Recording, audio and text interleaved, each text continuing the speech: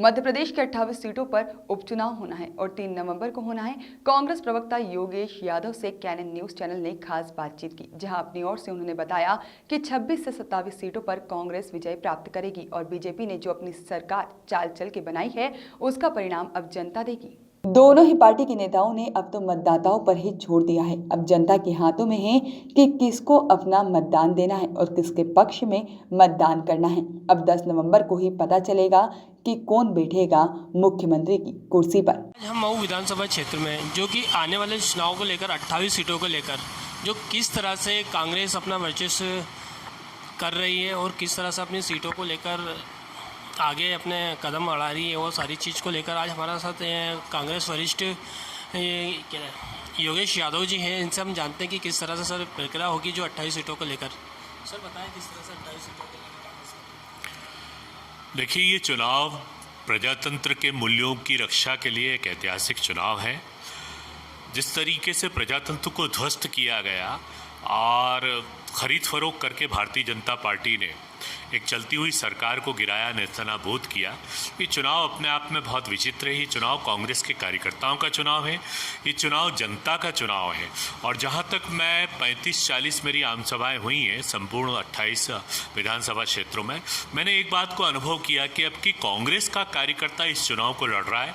ये चुनाव नेताओं का नहीं, उससे ज़्यादा कांग्रेस के कार्यकर्ताओं का जो जोश, जो उत्साह और जो उमंग मैंने पहली बार महसूस की।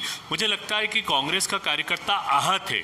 जिस तरीके से भारत का जो मध्य प्रदेश का जो 28 विधानसभा सीटों का जो मतदाता आहत है, अपने आप में उसको दुर्भाग्यशाली नज़र आ रहा है, उसी तरीके का मैंने महसूस किया कि कांग्रेस का कार्यकर्ता भी बड़ा आहत है। जब हम उससे पूछते हैं कि भाई आपके बूथ पर 57 वोट से हारे थे, 58 से अब क्या, तो बड़े जोश के साथ बोलता है, नहीं भैया आपकी तो आप हमारे बूथ पर देखिएगा, हम बूथ पलट कर रख देंगे। ये जोश मैंने, ये उत्साह शायद मुझे लगता है कि मेरी राजनीतिक कार्यकाल में मैंने पहली बार देखा है। सर देखा जा रहा है कि जो महू इंदौर जिले की जो विधानसभा क्षेत्र की सावेर सीट है उस पर किस तरह से सर बताएंगे। देखिए, सावेर क्षेत्र है, वहाँ ये बात जन जन तक पहुँची है, ग्रामीण क्षेत्र तक पहुँची है। और जब मैं वहाँ पर पहुँचा तो मैंने देखा बहुत इंटीरियर गांव में ग्रामीण क्षेत्र की माता बहनें ये बात कर रही थी। मालवी भाषा में उन्होंने कहा कि सिलावट तो पैसों खई गया ना, उनका बात बिकी गियो, वो अब तो अपना को कांग्रेस में देंगा, अब नहीं देंगा सिलावट ना। तो वो जो एक संदेश था, ये संदेश बहुत नीचे तक पहुंचा है। ये पहली बार ऐसा हुआ है। हम लोग सोचते थे कि हमें लोगों को बताना पड़ेगा कि भारतीय जनता पार्टी ने खरीद फरोख्त करके विधायकों को खरीदा है और ये जितने भी लोग हैं ये आयाती थे, कांग्रेस से बिके हुए लोग हैं और भारतीय जनता पार्टी के प्रत्याशी। लेकिन पहली बार हमने ये महसूस किया है कि सभी को मालूम है। इसमें मैं आप लोगों को बधाई देता हूँ, इलेक्ट्रॉनिक मीडिया है, प्रिंट मीडिया है, सोशल मीडिया है, कि जन जन तक ये संदेश पहुँचा है।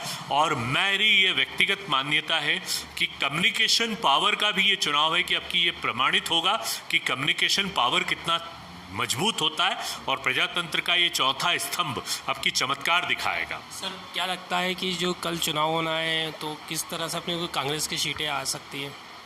देखिए, निश्चय हम जीत रहे हैं चुनाव, ऐतिहासिक हमें विजयी होगी। 26-27 सीटों पर हम चुनाव जीत रहे हैं और मतदाता ने अपना मन बना लिया है।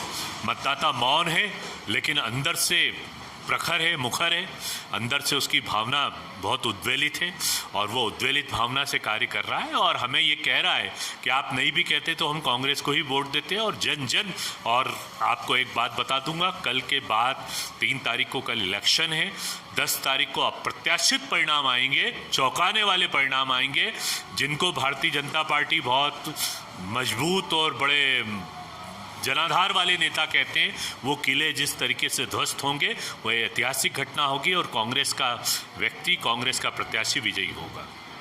ये थे हमारे साथ योगेश यादव जी जो कि बता रहे हैं कि कांग्रेस को निश्चित ही कि 26 से 27 सीट आ चुकेगी या फिर आने वाली है।